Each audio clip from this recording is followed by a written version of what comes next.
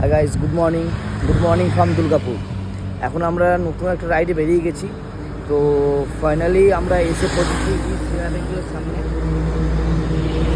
তো এখনও পর্যন্ত দুটো রাইডে আসা বাকি আছে, গৌতম আর রাজদা। তো এরা আসলেই ফাইনালি আমরা বেরিয়ে যাব।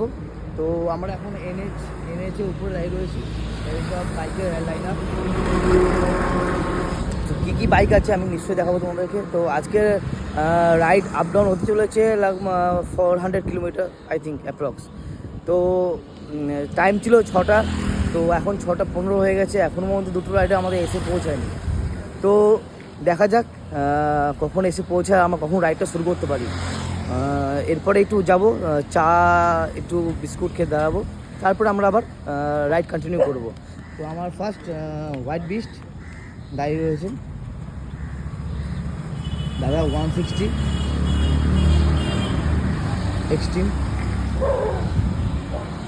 এটা সিভি 300F, আর এটা ডমিনার 400।